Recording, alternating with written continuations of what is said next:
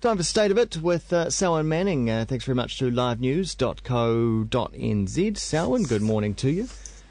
Yeah, good morning, Glenn. Good morning. Now, today we're focusing on Tonga, of course, with the death of the king there, and what that means for Tonga, and I suppose the region at large as well.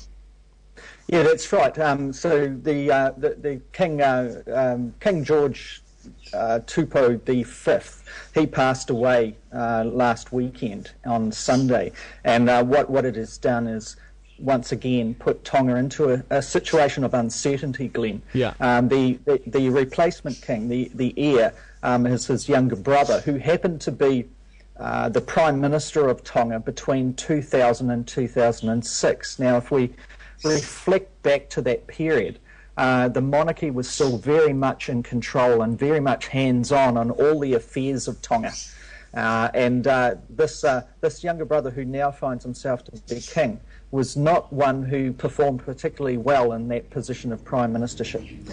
So there is a lot of uncertainty as to how he will embrace the new role as king of Tonga, whether or not he will be taking a more conservative path compared to his immediate late brother, King Tupou the Fifth, or King George. So Tonga is kind of waiting and kind of looking and trying to actually assess exactly what to expect in the next couple of years, Glenn. Okay. And as you say, I mean, he had a fairly dramatic effect, of course, with bringing democracy to Tonga. Are we going to think we're going to see that that continue, that legacy evolve? From what we can observe, from the region, if you like, what we're seeing is that there is a timeline that is well and truly demonstrating progress toward democracy.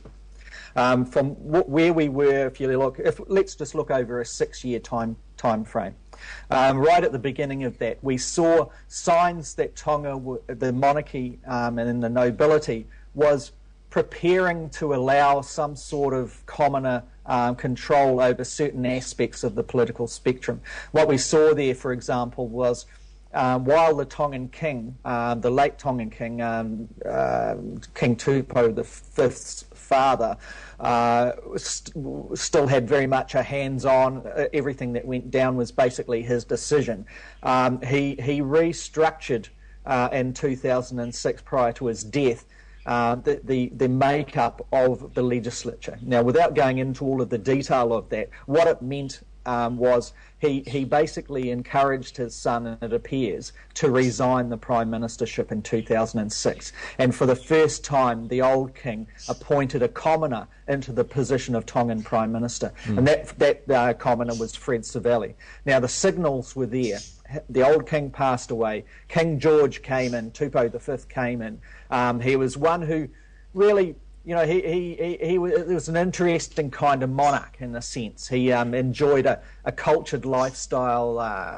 He kind of enjoyed, expressing the cultured vowels of old Victorian or even Georgian England, and he drove around Tonga, or was driven around Tonga, in this immaculately decked out black London cab. He's a very dapper man, I think the last time I saw him myself was I was at a concert of the Auckland Philharmonia, and I could see him sitting across enjoying the classical music in his own quiet way. Now, when he came in, it was only he had obviously indicated that there was time for him to settle in and time for the constitutional change to be considered. So it was kind of on the agenda, but it wasn't kind of getting a momentum and taking a form in its own kind of pace. Now, back in 2006, only a matter of months after his father died, so on November the 16th of 2006, some 2 months, is what's referred to as Black Thursday. And that's where the pace of change in Tonga had slowed to a degree where the youth and others who aspired to have some sort of release of the old conservative ways, this exploded into flames, and 80% of Nuku'alofa burnt to the ground over a 2-day period. And at the moment, what we're looking at is footage that was taken at that time of those who are in the riots, involved in the riots. What we can see is smoke billowing out of buildings there, people looting shops. And what we can say, Glenn, is during those the arson attacks of November 2006, couple of things happened. 6 people lost their lives in that. They were trapped in buildings while the flames engulfed those buildings. And 2, the monarchy and the nobility, the upper class, the privileged classes in Tonga, were absolutely shaken to the core. The government called on New Zealand and Australia to send their troops to secure Tonga. And by the Friday night after this Thursday riots, the international airport in Nuku'alofa, or just outside of Nuku'alofa on Tonga Tupou Island, was secured by Australian and New Zealand troopers. It was a state of civil emergency. The whole of Nuku'alofa, the actual CBD, was considered a crime scene, and that was sealed off from anybody by Tongan guards, their own soldiers guarding that area. And I was over there at the time, and the place was shaken to the core. Commoners and nobility alike just didn't know what was going to be happening next. So now, Tupou. Yeah. Well, could this be repeated at all? Well, it could, Glenn, in a sense. I mean, Tupou, King Tupou V, George, he picked up all the signals, and he put a speech to the closing of Parliament shortly after that. I think it was the next week, where he was basically indicating to the Parliament the constitutional change that needed to happen, and that he was giving his indication of that was his will too. And really it was one where it didn't leave the nobility and the monarchy behind, but one where it attempted to bring the two, the commoners and the privileged classes together. And that's really what we saw come into play in 2010. So I mentioned all, and where, for the first time, the Prime Minister, for example, was given the role from those that were elected to the Parliament, as opposed to the King doing it. Right. So a similar kind of situation where the King remains the head of state, like the Queen does here in New Zealand and in England, etc., etc.